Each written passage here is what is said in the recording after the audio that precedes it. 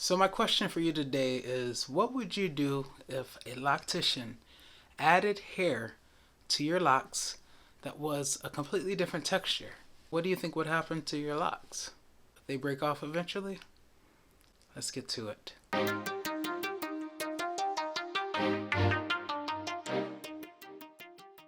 Welcome back to the Atreyu Locs channel. Hi, I'm Atreyu, a semi-free farmer who is dedicated to bringing you guys the best tips to grow a healthy set of locks. If this is your first time, make yourself comfortable. I'm glad to have you. So, today I'm going to be going through some of your comments. So, some of them will probably be questions, others will just be, just kind of commenting at me, giving me your thoughts, which I love them all. So, thank you guys for commenting. Those of you who actually do, I really appreciate you not just watching but also commenting. It really helps me to remember that you're actually out there. Alright, so yeah, what would you do if somebody added hair to your locks without your permission? Well, this actually happened to someone. So this is by J Don. The person says, "What's up, bro? So it's been 4 months since I got a retwist, and I do crochet needle maintenance, but she added hair into mine without my permission. I have 4A, she added 4C. What? Crazy. And I'm worried it might thin my roots out. She added about a handful for my head. Any advice?" Okay, so I would say, obviously, I know that you're asking because you're worried about, the lock now being too heavy. There being too much hair and too much weight now for the roots of that lock to support it. So it's a good question, especially since she used a different texture. And you said she used about a handful, which is not necessarily heavy, right? It's all relative though. It depends on how big your part is, like how large your locks are. Like if you have, medium size to larger size locks, then most likely you're okay. What I responded to Jadon with was, pay attention to how it feels.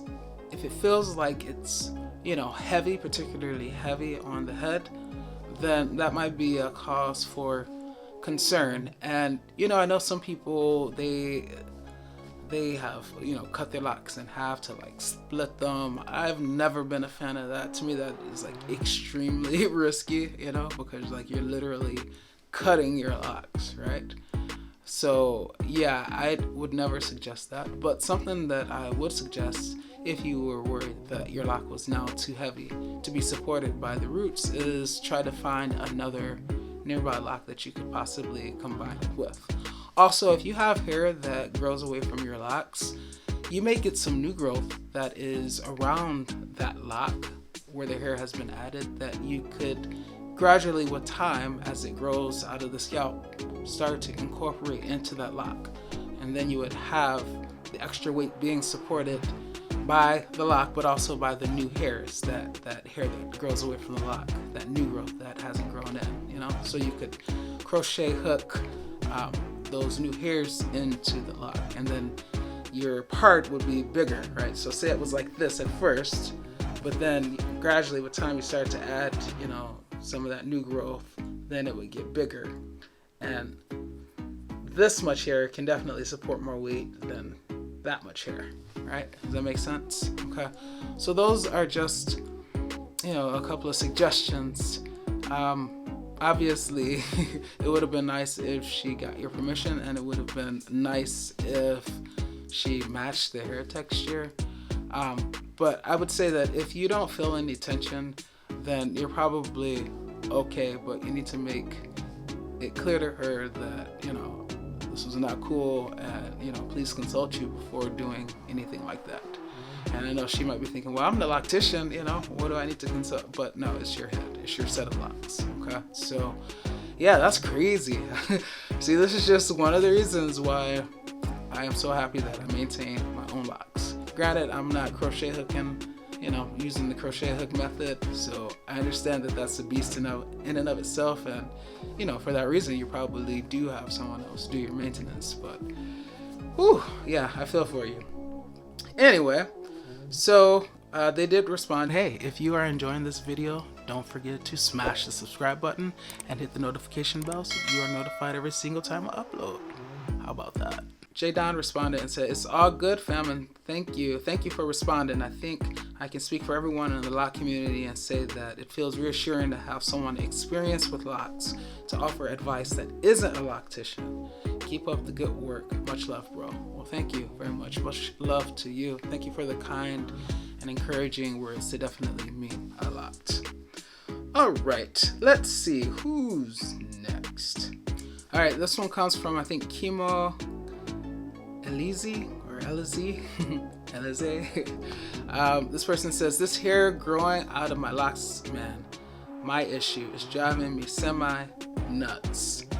And yeah, you know, I'm just happy that you are aware of this phenomenon, because think about it. I feel like the majority of people who have hair that grows away from their locks, they don't even know it.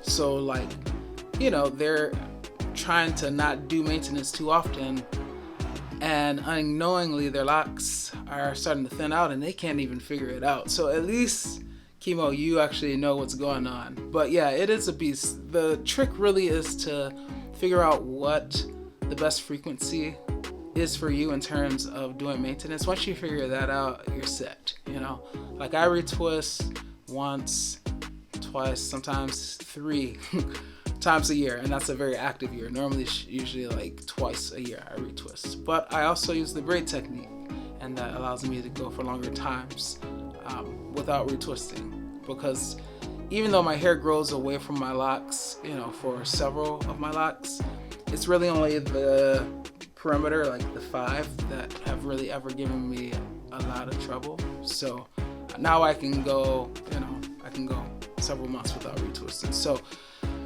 just hang in there. It will get better once you know, figure your hair out. And yeah, stick with it. And Chemo said, trying to do it monthly for a bit, not anything to cause super tension. That's good. 2-strand mainly to help, but as I once told you, it's mainly towards the front of my head, kind of like me, right?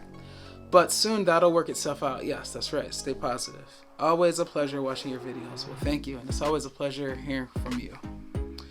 All right, let's see who's next. This one comes from Crystal Lindsay. She just says, I really like your content. You are one of a kind. Thank you so much. Very kind of you to say.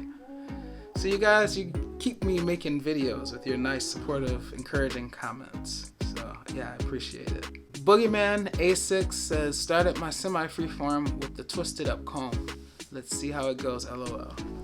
And I'm not exactly sure what the twisted up comb is, if that's like a specific thing, or if you're saying like you got comb coils. If so, so did I.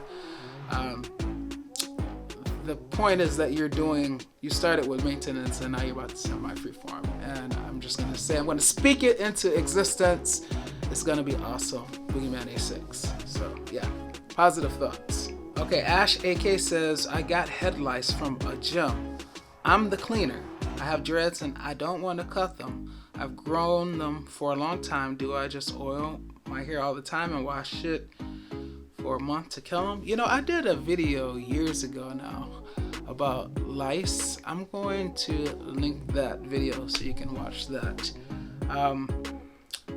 I know, you know, they have certain kits, certain like lice kits that you can use, but they don't work particularly well for people with locks, right? Because you need to, after you put the oil in there, whatever, you comb the lice out. So just watch that video. In that video, I talk about something that you can do as a person with locks to deal with lice. And yeah, I would not want to cut my locks. That's really unfortunate that that happened.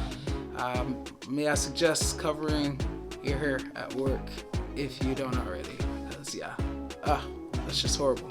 All right, LOU Luquen, or Luquen, I'm not sure, LOUQINN says, if you let your dreads be when the hair is growing away, what will happen? I got a question for you, Louqin. Did you watch my video? Did you even watch my video?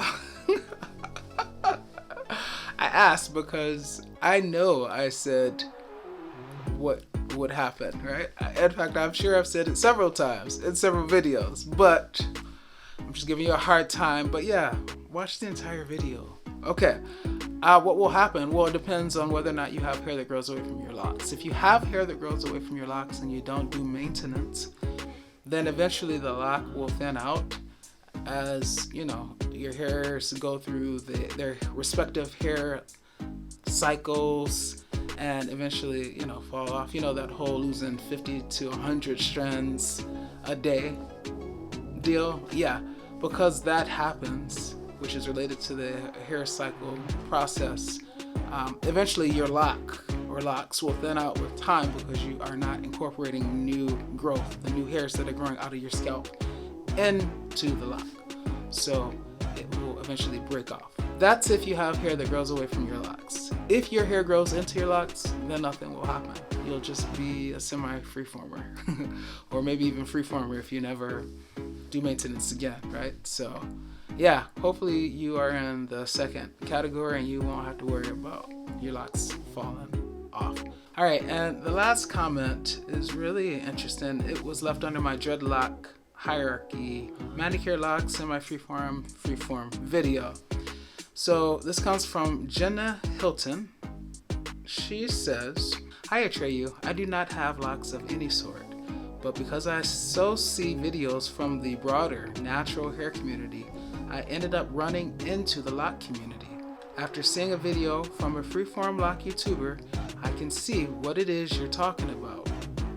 From what it is I am seeing, the superiority claim may not have to do with the willpower to not retwist or touch up the hair, more than it does this idea that if you retwist or do anything to make the hair neat, then you're struggling with anti-blackness. I'm not saying that the former doesn't exist, because I'm sure it does, but the latter was what I heard recently and it threw me off. A hierarchy was inadvertently created in the natural hair community due in large part to the hair typing system, and it would be sad if that sort of thing took root here." I'm smiling because I was thinking no pun intended. You know how we're always talking about roots, but not to be flippant about a very serious topic that Jenna is bringing up. And I also am smiling because I want to say preach. You're preaching right now. Okay. It may not be in the lock community yet, but I will warn to be on guard for it. Pride can be a viper, I swear. Like I said, I don't even have locks, but I would be upset if I saw even more division. I love that. Thank you so much, Jenna Hilton. I mean, you don't even have locks, and you watched my video and you left this awesome, very thoughtful and thought-provoking comment, and I completely agree with you. And I can definitely see how that would be an aspect of the, maybe this is too strong of a word, but resentment, for manicure lockers and even semi-freeformers, because there is the unspoken understanding or suggestion that to do any type of maintenance on your hair when you have locks is to not be accepting yourself as, an African American or as a black person, or, to be kind of rebelling against your blackness, as you put it. And I think that's very true. And the fact that you even heard that in, another video that you saw speaks to its truth. So thank you very much. I'm sorry it took me a while to get to your comment. I know it was left about 3 weeks ago, but I wanted to find the right time and place and video to put it in. So yeah, let's end it with that awesome comment from Jenna Hilton. If you choose to love, do so unconditionally, because loving with conditions conditions the heart to not really love at all. This is Atreyu Locs, and I will see you next time. Peace.